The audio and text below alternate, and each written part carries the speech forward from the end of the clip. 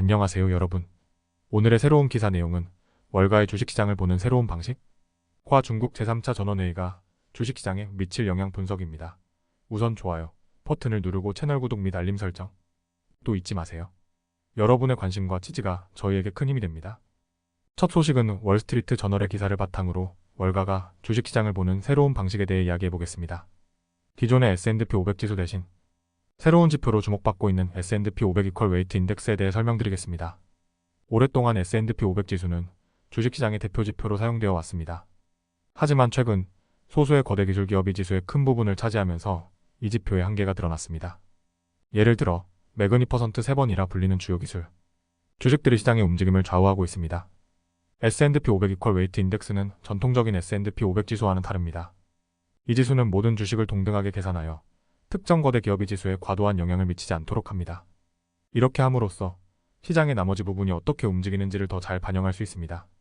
최근 몇 달 동안 S&P 500 이퀄 웨이트 인덱스는 월가에서 점점 더 중요한 지표로 자리 잡고 있습니다.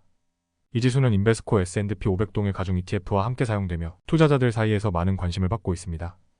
투자자들은 이 새로운 지표에 많은 관심을 보이고 있습니다.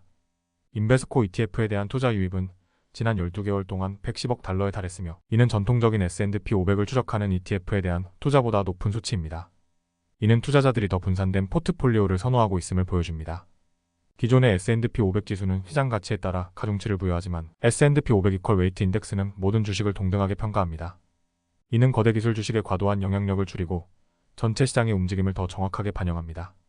올해 상반기에는 기존 S&P 500 지수가 더 높은 수익률을 보였지만 하반기에는 상황이 달라질 수 있습니다. 연방준비제도의 금리 인하 가능성이 높아지면서 소규모 회사들이 더 많은 혜택을 받을 수 있습니다.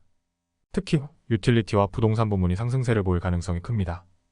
S&P 500 이퀄 웨이트 인덱스는 투자자들에게 새로운 기회를 제공합니다. 거대 기술 주식의 과도한 영향력을 줄이고 시장의 전반적인 움직임을 더 정확하게 반영합니다. 앞으로 이 지표가 더 많은 주목을 받을 것으로 예상됩니다. 두 번째 관심 있는 소식은 중국에서 열리는 제3차 전원회의가 어떻게 주식시장에 영향을 미칠지에 대해 이야기해 보겠습니다. 이 내용은 월스트리트 저널의 기사를 바탕으로 논리적이고 체계적으로 설명해 드리겠습니다. 제3차 전원회의는 중국 공산당의 최고위 지도자들이 모여 장기 정책을 논의하는 중요한 회의입니다. 이번 회의는 중국의 장기적 궤적을 결정하는 데 중요한 역할을 합니다. 현재 중국은 여러 경제적 도전에 직면해 있습니다. 부동산 시장은 휘청거리고 있으며 소비자와 기업의 신뢰는 바닥을 치고 있습니다. 또한 서방의 보호무역주의 증가로 인해 중국의 수출 기계도 위협받고 있습니다. 투자자들은 이번 회의에서 큰 변화를 기대하지 않고 있습니다. 과거의 실망스러운 결과와 경제 정비에 대한 후속 조치의 부족이 그 이유입니다.